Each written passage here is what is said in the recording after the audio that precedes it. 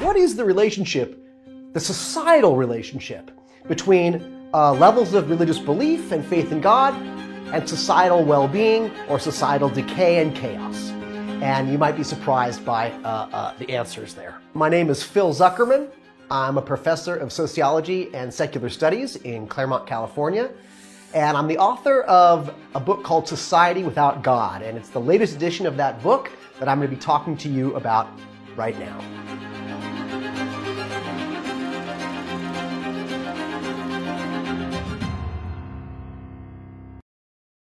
Phil Zuckerman is an American sociologist, and he's basically one of the most popular secular thinkers out there. And his entire life's work is trying to debunk this idea that society would collapse without religion or without the belief in God, or that societies with a lack of belief in God cannot progress or cannot be moral. And in today's video, he basically debunks that entire thing by showing multiple different studies that he has done, and he shares his work. Take a look. One of my main motivations is that here in the United States, we have a lot of politicians who are constantly blaming society's problems on a lack of faith. So we have a lot of shootings here in this country, constantly having mass shootings on a daily basis, school shootings. And whenever these happen, rather than talk about our gun policies, our poverty rates, or some kind of structural or institutional issues, we'll have politicians say it's because we've abandoned God. It's because we're not people of faith. And this is something that you'll see over and over again in the news. Governors, senators, presidents, mayors. It's like there's this notion that if people in a society stop believing in God, stop worshiping God, and stop being religious, the results for society will be bad. Immorality will run rampant. There'll be crime, depredation, degradation. So I'm curious about that. I'm interested in that, and that's what a lot of my research has been focusing on. What is that relationship? So when you look at this question at that national or societal level, because I'm not talking about an individual.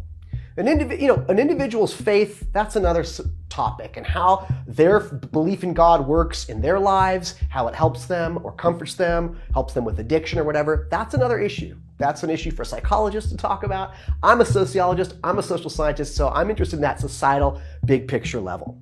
So when we talk about societies not being very religious or losing their religion, we're talking about secularization, which is the process over time whereby people in a society stop being religious. They stop attending church or synagogue or mosque. They don't pray. They don't have faith in God or Allah or Vishnu or whatever it is. And they stop identifying as religious.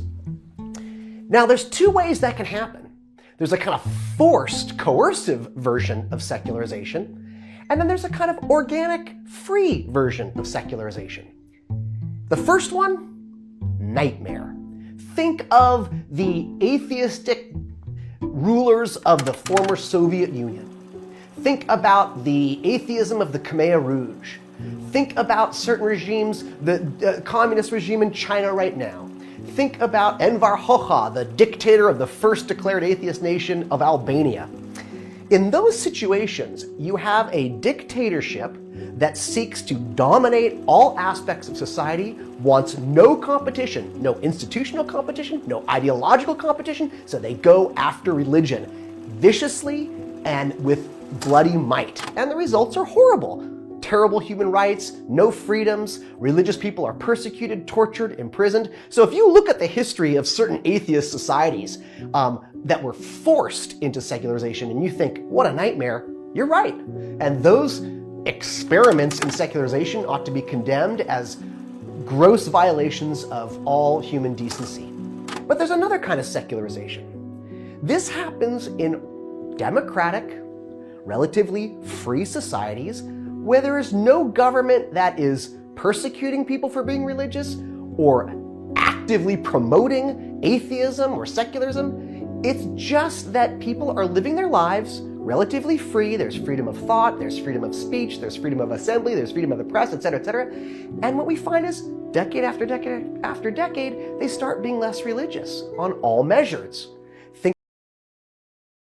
So societies like Stalin's Russia and Maoist China and Pol Pot and even North Korea, these have been majorly anti-theistic or atheistic, more accurately, anti-theistic communist dictatorships. And obviously, no one's suggesting that dictatorships are a good idea. And obviously, they are entirely against the principles of secular humanism, which is often synonymous with atheism. And so, this is extremely interesting. One particular idea that is completely opposite of secularization is often portrayed as secular. The last thing you can call a person like Stalin secular, a person who prosecuted millions of people based off of their religion, burned down churches, is not a secular person or a secular society.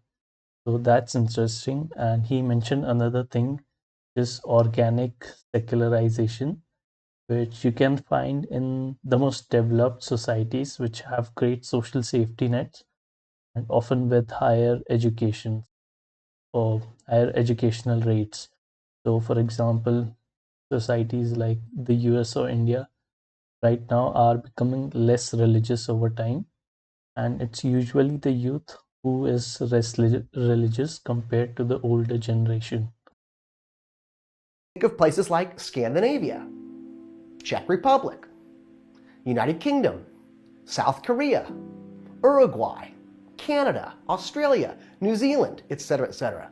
What happens when people freely abandon their faith? When religion evaporates naturally, not through force at the barrel of a gun? That's more interesting to me, because to me, dictatorships, whether they're atheistic or religious, are always a nightmare. Society always suffers. People always suffer. Religious regimes that are dictatorships, atheistic regimes that are dictatorships, are always a nightmare for human rights, for human well-being, you name it. But when we look at democracies, that's another that's more of an interesting story. And what do we find? What we find is, contrary to the pontifications of a lot of American politicians, but I should say it's not just American politicians. You can find mullahs throughout the Middle East. You can find Catholic priests throughout Latin America. In fact, anywhere that religion is a strong presence, you will find people saying, if we're not religious, whatever religion that is, Judaism, Islam, Christianity, Hinduism, etc., Sikhism, then society will fall apart. We won't have any morals. Everything will go into disarray. But I'm more sensitive to it here in the United States because this is where I live and this is what I am subject to on a daily basis when I read the news and watch the news. So what do we find? In my research, I've said, well, this is interesting because it's basically social science. You have an independent variable and a dependent variable. If the independent variable is faith in God or levels of faith in God in a given society, great. We can ascertain that. We can measure that. We can find that out. And then if the dependent variable is societal health or depravity or societal well-being, we have variables that indicate that too. Things like murder rates, poverty rates, aggravated assault rates, domestic abuse rates, etc., etc., etc. Levels of health care, child care, elder care, how good is the society for women, etc., etc. Educational attainment. So what do we find? Again, excluding those dictatorships, whether they're atheistic or religious, when we just look at democracies, here's what we find. First of all, you can take the countries that are the least believing in God right now. In fact, there's 7 countries today that have a majority of people who don't believe in God. The UK, Sweden, Norway, Czech Republic, Estonia, South Korea, and the Netherlands. And there's many other countries where it's about half the population doesn't believe in God anymore. They're either atheists or agnostics or indifferent, but they say no when asked if they believe in God. What do we find? Most societies, most democratic societies that have significant levels of a lack of belief in God are actually doing extremely well. They have the most prosperous economies. They're very egalitarian and equal. They have the lowest violent crime rates, the lowest murder rates. Japan's an excellent example where God belief is extremely low. Japan doesn't even have a history of Christianity in its culture, and yet they have among the lowest murder rates in the world. And then when you look at the countries today, the democratic countries that are the most faithful, that have the most active believers, they're actually not doing so great compared to the secularized societies. They have worse murder rates, worse poverty rates. Think of places like El Salvador. Think of places like Moldova. What you see is more and more social problems, unethical behavior, immorality, etc., etc. So that's just comparing countries. But you can also do it other ways. I'll give you two more ways you can do it. You can take a single country like the United States, but you could do this in the UK if you wanted, or Canada, or whatever. But let's just take the United States. We can divide the United States up into states. We also divide our country up into counties. We have very accurate data, national survey data, on how many people in a given state or a given county believe in God. Not just if they believe in God, but how strong their belief in God is. Because you can ask people, are you a strongly believer? Are you somewhat of a believer? Do you kind of believe, et cetera, et cetera. So we have lots of data on levels of belief in God at the state level in the United States and also in the county level. Guess what we find? The same correlation.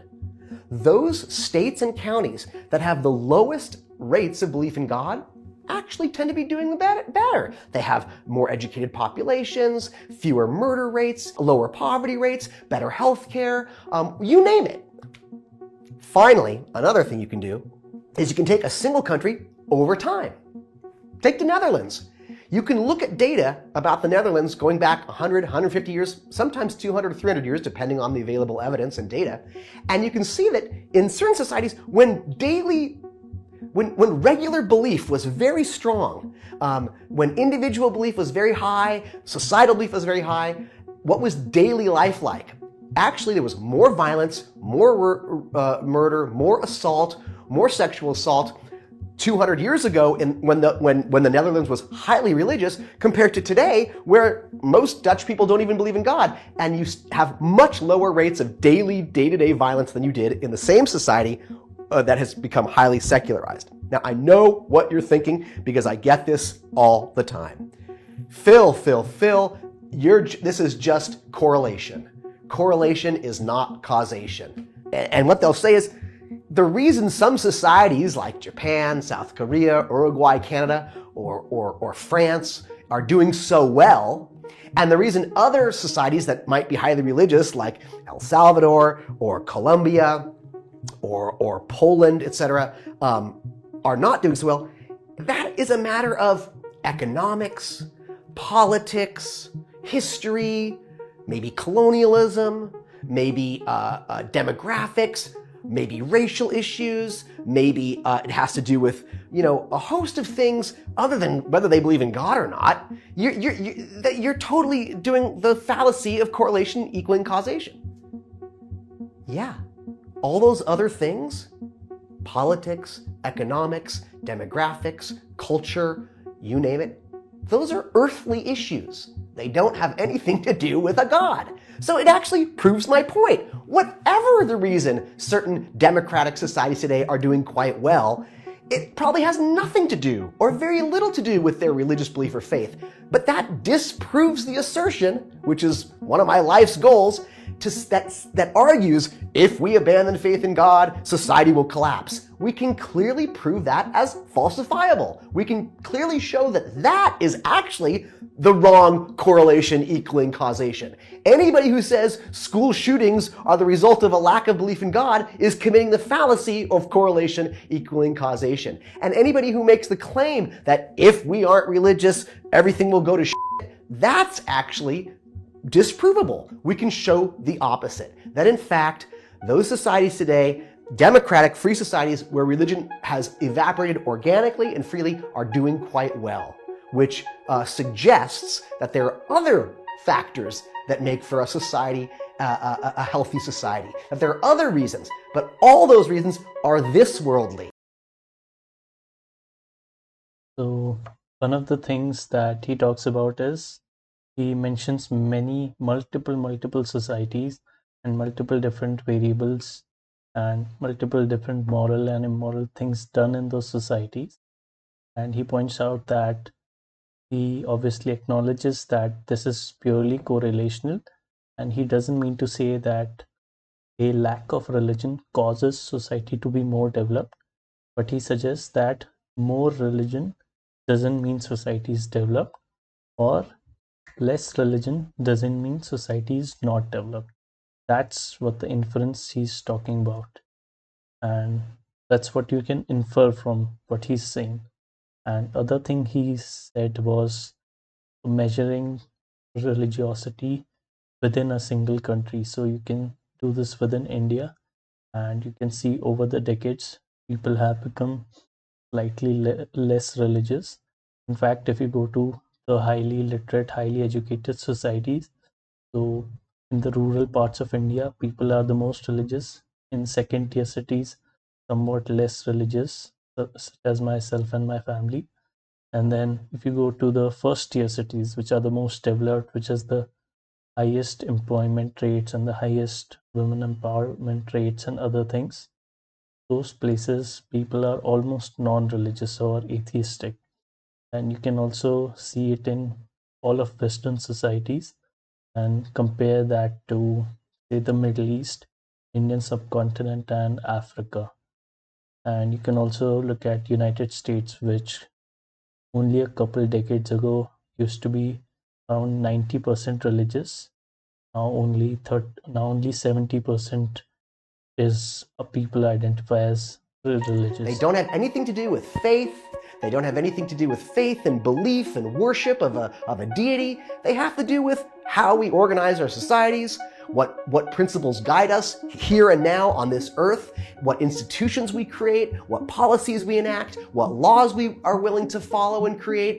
That is where we need to focus our attention if we want to make the world a better place. So, my point, what is the relationship between belief in God and societal well-being? Not what most American politicians make it out to be. Thank you so much for watching. Cheers. Did I nail it? Yeah, that's awesome. If you're interested in learning more about what happens when societies stop worshipping God, you can purchase Phil Zuckerman's book Society Without God by clicking the link in the So his work is brilliant, and obviously you saw a lot of studies and graphs and data. You can check it out. This video is actually posted on Daily Dose of Reason, and it's one of my favorite channels. And so you can check out the original video over there. And yeah,